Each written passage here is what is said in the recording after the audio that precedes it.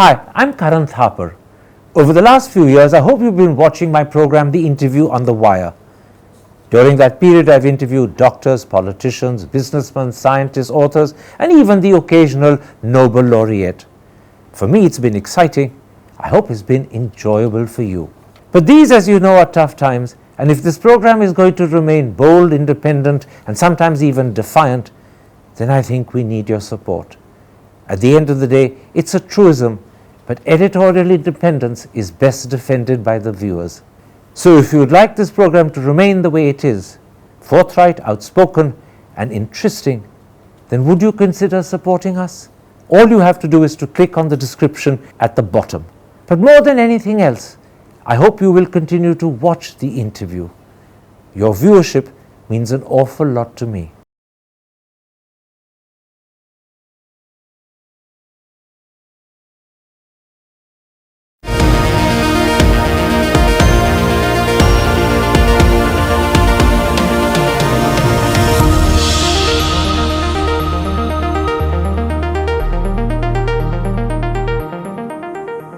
Hello and welcome to a special interview for The Wire. A book published recently raises critical questions which we in India must confront.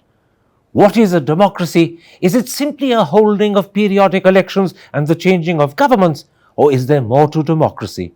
And if there is more, does India qualify or does it fall woefully short? Here is the book. It's called To Kill a Democracy, India's Passage to Despotism. And to answer those critical questions, I'm joined by one of its authors, Debashish Roy Chowdhury. Debashish Roy Chowdhury, in the first chapter of your book, you write, democracy is much more than monetary democracy. Periodic elections plus a plethora of watchdog bodies that publicly scrutinize, check, and restrain those who exercise power.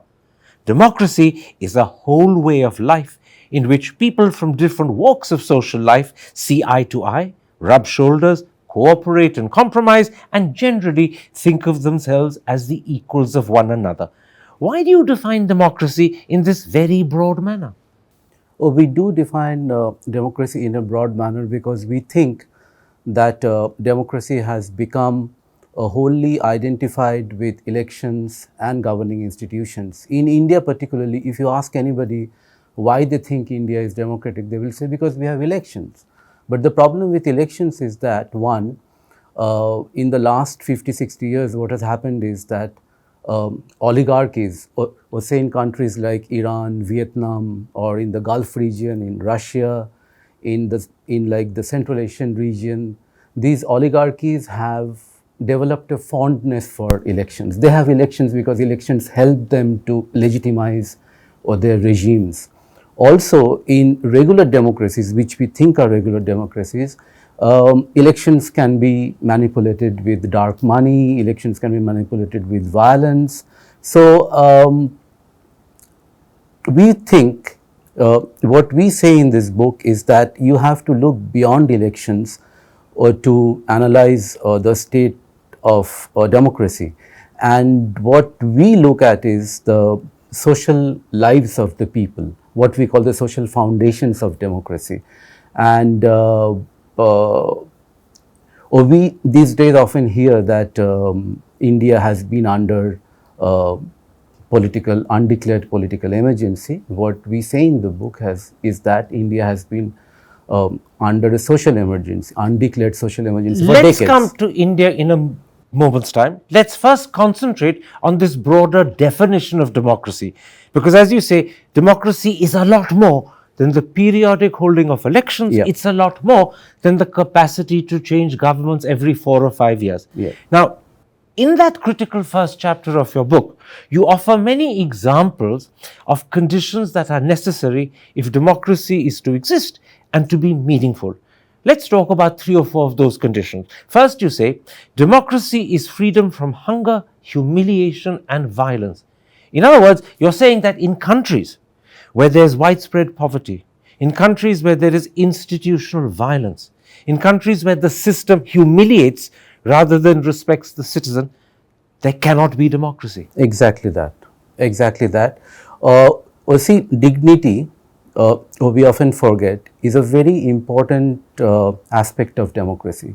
In fact, after equality and liberty, dignity is the third core value of democracy, and people live in dignity. People live in dignity are robbed of power and self-esteem, which means that you cannot have a collective self-government, because in a collective self-government, people have to see each other as equals, and or see each other as equals and dignified citizens. Only then can they rise or to defend or the dignity of others when it is violated by the rulers. And this is what, in fact, citizenship means. Citizens are equal by definition. Yes. They are not subjects. And secondly, because they are equal, they have an equal right to equal dignity. Yeah, exactly. Let's come at this point to the second condition that you believe is essential for democracy to exist. You say, and I'm quoting you, democracy is hygienic living conditions and answering nature's calls in safety and privacy. It's public and private respect for different ways of living. Again, what you're saying is without high standards of hygiene and health, without respect for privacy, and I dare say you could include education as well, you do not have a democracy. Yes, actually, in that particular passage, although I have to say that we had planned a chapter on democracy and dirt, because I think the fact that millions of Indians live in dirt or in close proximity to dirt shows that the Indian state is untroubled by this fact, and it's untroubled because it generally treats people like dirt. Our ruling classes treat people like dirt, so it doesn't really bother them. But in this particular passage, what we are trying to capture is the basic question that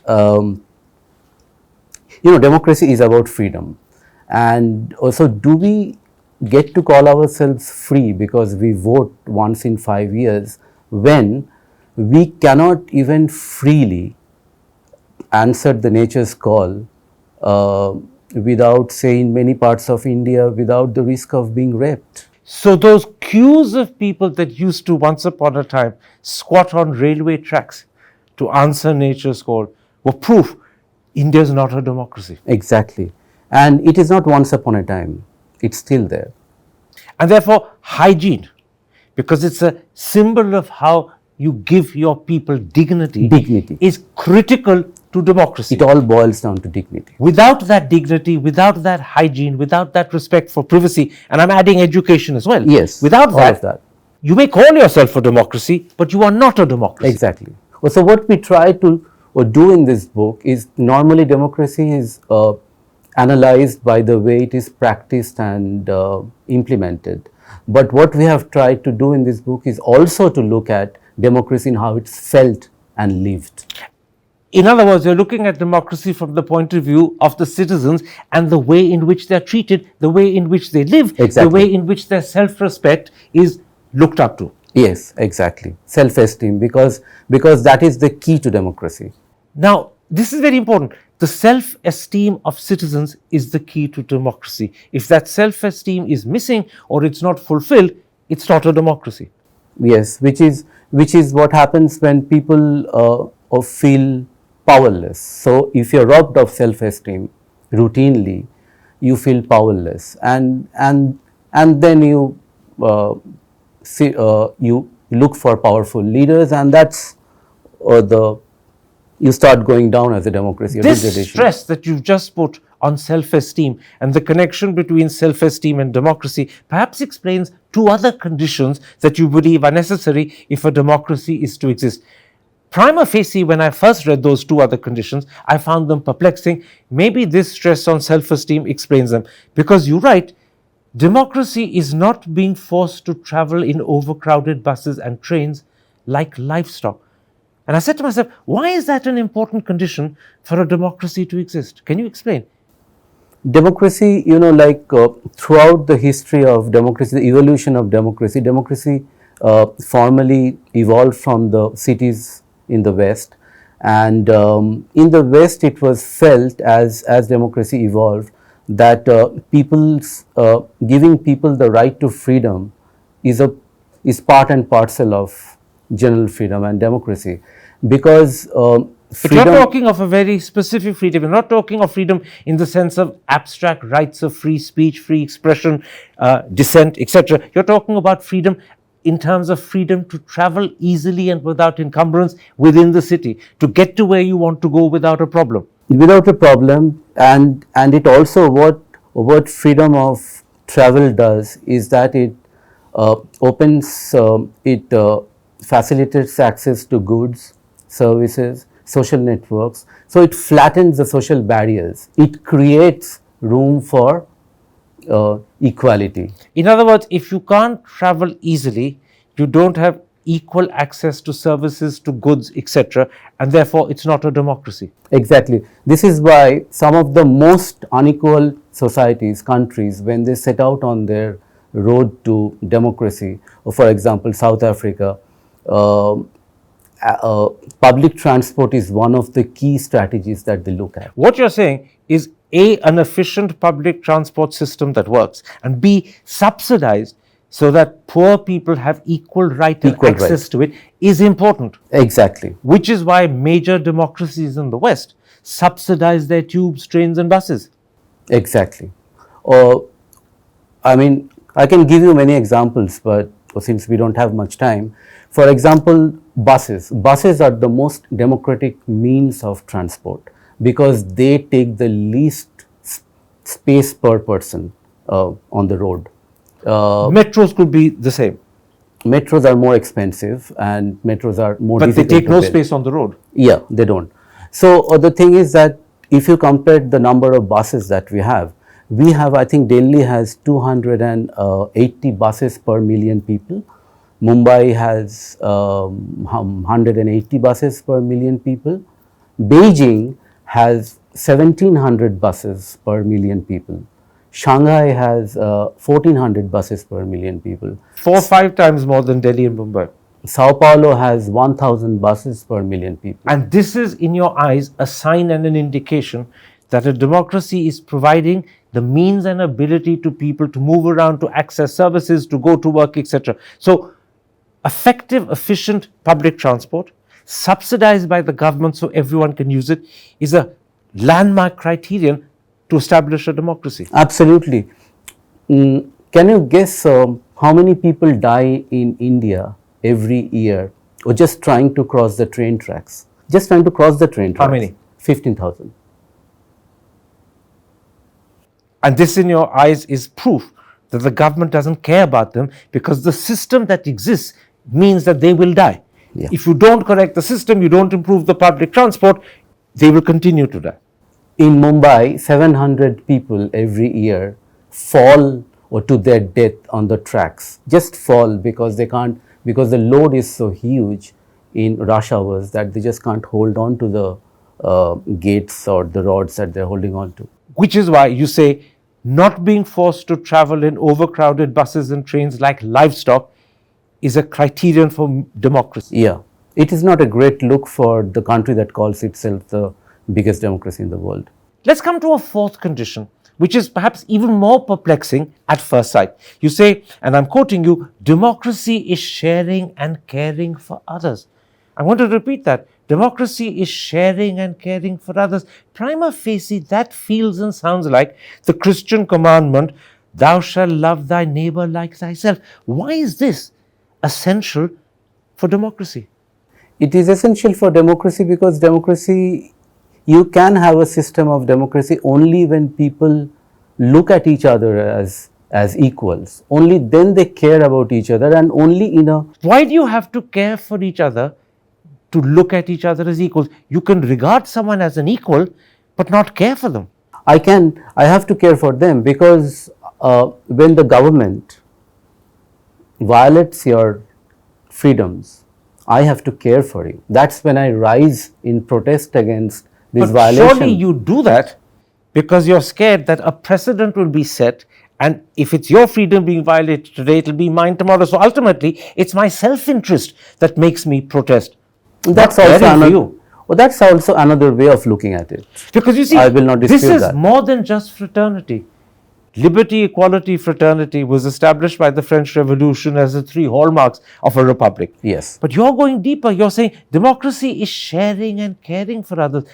That sounds like a moral perception. Isn't fraternity sharing and caring? So this is nothing in your eyes more than just an expanded version of fraternity. Yes, absolutely. It is also sharing And you think it's caring. absolutely essential. Absolutely. It is absolutely essential for people in a democracy to see each other as equals, as dignified citizens. But then have individuals and citizens in a democracy lost the right not to like someone? Because if you share and care for others and that's essential to being a democracy, you can't say, I don't like him. No, I mean, like, that's going into a different thing altogether. This is about sharing and caring in the sense of as a citizen, So as a rights, you mean fraternity? fraternity as your access to rights or dignified life. Because when I look at the four conditions that are essential for a democracy to exist, which we've just discussed, they sweep across several areas. To begin with, they're about welfareism. Then they're about good civic governance. But finally, it's about the moral principles that should determine the relationship between two individuals. And I ask myself, is this a definition of democracy, or are you actually propounding an ideology? But democracy is an ideology, isn't it? What we do in this book, we are also talking about this old-fashioned notion of social democracy. But we forget that all the Western democracies that we look up to today, they were based on the foundations of social democracy. No, it seems to me that what you're writing is a lot like 19th century Christian socialism, a mixture of Christian values and a mixture of socialist values. Social democracy, I will say, not socialism per se. And the fact that we did not adopt social democracy is odd because we declared ourselves. You see, a as democracy socialist can be a perfectly fair, correct, legitimate democracy and still have a government that is conservative in its attitude. Britain under Liz Truss as an example. She doesn't believe in giving people handouts. She believes, in fact, in incentivizing them. You're talking about Britain, but in Britain, you have the NHS. Your basic health care is universalized. You don't have to pay for your children to go to decent schools unless you want to send them to Harrow. So you're saying even in a conservative society like Liz Truss's Britain, the basics of hygiene, of education, right? These are all universalized, and this is what we forget. And transport. That yes. So in Europe, all across Europe, the system is based on social democracy. But here we called ourselves socialist, but we never actually universalized education. We never actually universalized healthcare. So what you're saying, and I'm just saying this because I think it's important for the audience to understand, the conservative government in Britain may take particular political standpoints, but the bedrock on which it does so has already guaranteed everyone education, health, dignity, subsidized easy transport, and what you call the sharing and caring in the sense of defending each other's rights. That is already taken care of. Yeah. On top of that, Yeah. you can have different ideologies that have different values. Exactly. But that's an add-on. The bedrock is essential. Yes, but what we have done is we did not create that bedrock. It's missing. And then we I- adopted neoliberalism. Let me hold you a moment still. We'll come to India in a moment's time. Okay. I'm still sticking to the broad, abstract, All right. broad notion of democracy that you've defined. Now, in Fair. your book, you talk about two consequences that will follow if a country calls itself democratic but doesn't actually have the conditions that define democracy. The first is the disgruntled begin to yearn for political redeemers and steel-fisted government. The powerless and privileged join hands to wish for a messiah who promises to defend the poor. This is how Caesars and dictators are created, isn't it? Exactly. This happens because powerless people look for powerful leaders. When you are condemned to a life of indignity, there are multiple studies in in the social sciences which show that perpetual indignity leads you to identify yourself with groups which are based on identity. So, this you do because you feel a sense of powerlessness, personal powerlessness, and a lack of certainty in your life. So, to eliminate self uncertainty, you gravitate to groups which are based on identity. So, you gravitate to identity politics, and you gravitate to groups which have powerful, which are powerful groups and which are powerful leaders, because In that leader who is powerful, you rest your hope that he will give you what you haven't got. yeah, so this is what you do to make up for your own sense of powerlessness. So the lack of hygiene, and I'm going back to those conditions that we discussed, the lack of hygiene, the lack of transport, the lack of education, all of that actually pushes people towards wanting a messiah, a Caesar, or a dictator, in the hope that this man will provide what they haven't got. Yeah, so you have, or we call ourselves a democracy or representative democracy, and we elect people as our representative. But at this stage, you have stopped looking for a representative. You have started looking for a savior.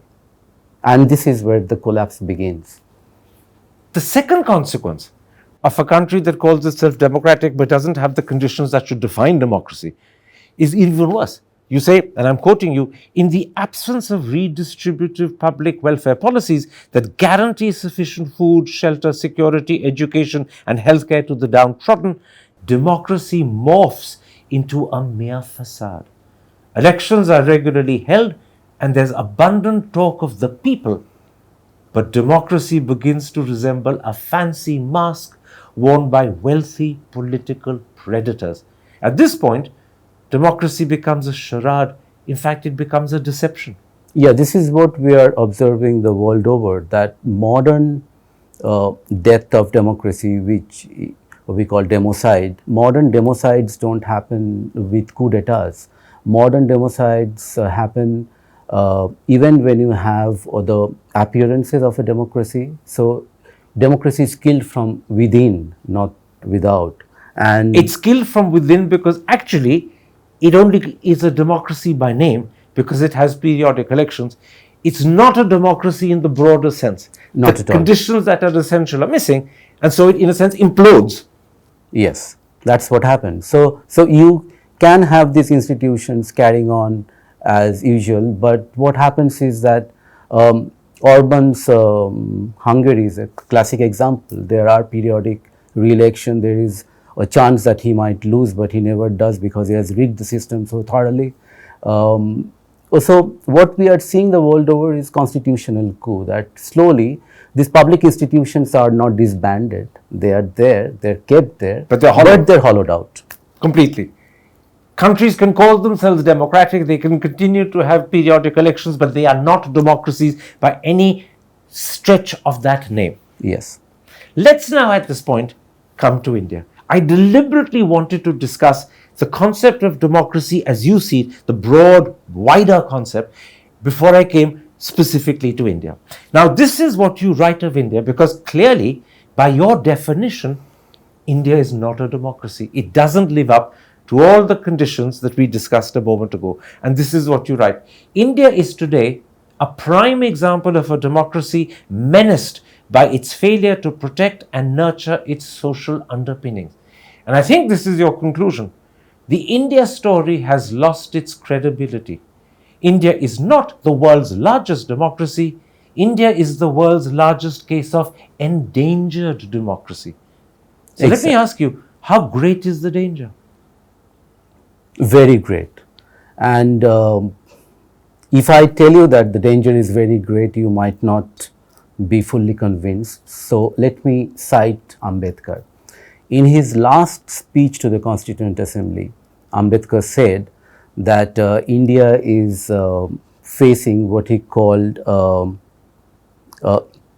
life of contradictions, where on the one hand there will be political democracy and on the other deeply embedded social injustice dating back to thousands of years. So, and he also said that democracy in India is only top dressing on a ground which is deeply undemocratic. So, and his prescription was that he specifically said that if we do not eliminate the injustices in our social and economic life, then we will be at a grave risk of losing our political democracy. The truth is that we have reduced those injustices, but for tens, maybe hundreds of millions, they remain as they always were. Have we really reduced those injustices? So, Well, we claim that we've India- raised 200 million above the poverty line, yes, but though it's a very notional poverty line. I think in 2018, according to Lancet, 55 million people went back into poverty because of their out-of-pocket medical expenses. So we don't talk about And these. even more, by the way, in 2020 when COVID happened. Yes. And depending upon the estimate, it's 70 million if you go by Pew, it's over 200 million if you go by studies done by the Azim Premji University. But let's at this point go back briefly to those 4 conditions that are essential for a democracy to exist, which we discussed, and see how they apply to India. And I'll take you through them quickly. Democracy is freedom from hunger, humiliation, and violence. Tens of millions of people in India are hungry. Tens of millions are humiliated. Tens of millions are victims of violence. So clearly, that doesn't apply. Am I right? Yes. Let's come to the second. Democracy is hygienic living conditions and answering nature's call in safety and privacy. It's public and private respect for different ways of living. Again, does that apply to India today? Much of India does. Look at the mountains of garbage in Delhi, near Delhi. People shouldn't be allowed to live near there. This right? is why you were thinking of writing a chapter, Dirt and Democracy, On dirt and which would democracy. apply to India. Yeah, absolutely. Our democracy lives side by side with horrible, unspeakable dirt. Yes. For decades we have. Third, you say democracy is not being forced to travel in overcrowded buses and trains like livestock. That is exactly how Indian poor people in urban centers travel. Even Indians, not so poor people travel like that. I mean, I was born in a middle class family. We didn't have a car, but every day I would take these buses, sometimes hanging out of the door, and that's how I grew up. We were not poor; we were just middle class. The fourth condition, democracy is sharing and caring for others, by which you mean we should protest Care for if our a rights. care for our rights, and we should protest when our fellow citizens are denied their rights. Yes.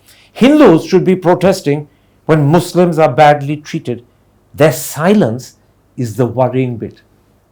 Yeah, so this is what it does. It in a climate like this, you don't care for others because you don't see others as equals or as rightful or as people who have right or to dignity.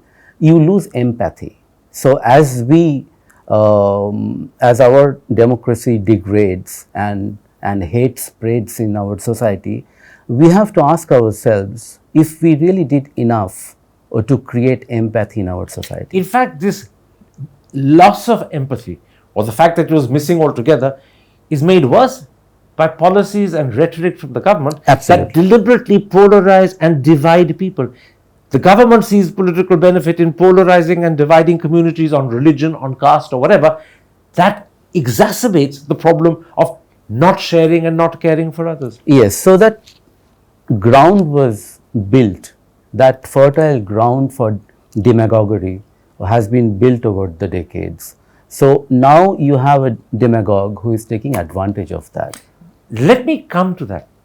You use the word demagogue, and I take it you have Narendra Modi in mind. The question I was going to ask was a slightly broader one. Was the rise of Narendra Modi a powerful elected leader? Popular, no doubt, but a man who imposes his will and who often can twist institutions to doing his bidding. Was the rise of Narendra Modi inevitable?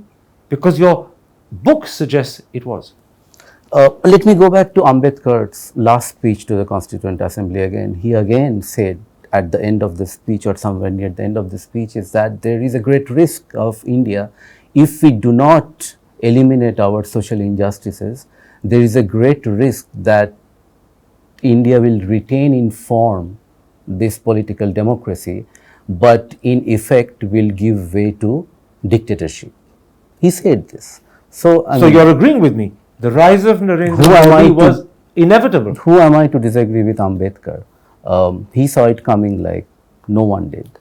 But here I will add that when I say demagogue or despot, I do not just mean Narendra Modi. We often forget that India's politics is not just its federal politics. We don't look at the states. This has been happening in the states for a long time. Mamata Banerjee is no less a demagogue than Narendra Modi. KCR is no less a demagogue than Narendra Modi. So, we have to also look But at you're the saying small a very despots. interesting thing. We've created a system through failure to create proper democracy, where we may have elections, we may change governments, but what they throw up are demagogues and dictators, Strongmen. and that happens, strongmen, and that happens at the center, but it happens at the state level as well. It's Absolutely. replicated, in other words, across Indian politics. Yes, the rot is far deeper than than we want to concede.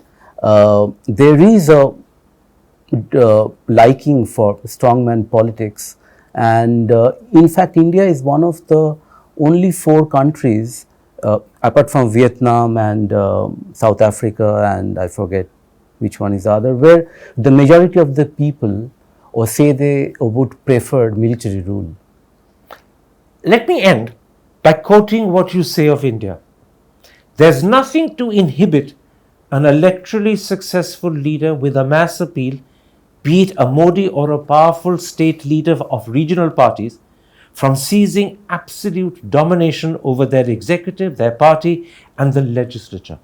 The result, you say, elective despotism. Elective despotism. That is your definition of India, elective despotism. Yes. So, if you are the leader of a party, in India typically political parties don't have internal elections. So, this entire system of democracy rests on the checks and balances. The idea is to make sure that no one gets too powerful. Those checks and balances are missing. Are missing because the party is your first check, it doesn't work in the party. Your cabinet is your next check, it doesn't work in the cabinet because the chief minister or the prime minister is supposed to be the first among equals, but he's actually the boss. Then your legislature is the third step, it doesn't work in the legislature because even your own MPs and MLAs, they are not allowed to vote against a motion moved by government. So, you can basically control everything, and then now what we are seeing is that the judiciary is falling in line, or the media is falling in line. The election commission? And all this election commission and all the rest of the apolitical bureaucracy, they are controlled and answerable to the government. So your conclusion is that the Indian system, whether you view it from the center or whether you view it at state level, the Indian system is an elective despotism. Yes, and much of this doesn't really have to do with the social conditions that we have been talking about. Much of this also boils down to a design flaw because our administrative structure, our constitution was very progressive, but much of the administrative structure that we adopted was directly lifted from the British system. You're talking about the bureaucracy in the civil service. Yes. They were created by the British to rule a colonial people. Exactly. India has adopted them, not changed them, and is ruling the Indian people a bit like the colonial regime ruled the Raj.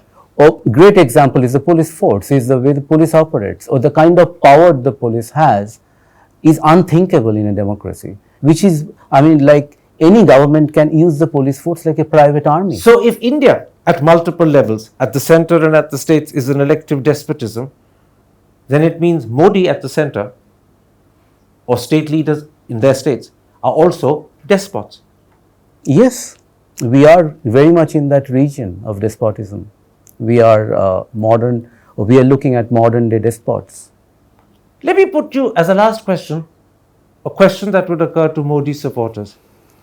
You call him an electoral despot, but if you're free to walk out of this studio having said so, can he really be a despot? Okay, so I have to be thankful that I will be alive after I walk out of the studio. That is despotism, isn't it? That I have to think twice before I. Your life and your freedom now depends not upon your rights, but upon the mercy or the good nature of one single man. Exactly. That is despotism. That is despotism, isn't it? So we are already there. Debashish Roy Chowdhury, thank you very much indeed. Thank you, Karan. Thanks for having us. Hi, I'm Karan Thapar. Over the last few years, I hope you've been watching my program, The Interview on the Wire. During that period, I've interviewed doctors, politicians, businessmen, scientists, authors, and even the occasional Nobel laureate. For me, it's been exciting.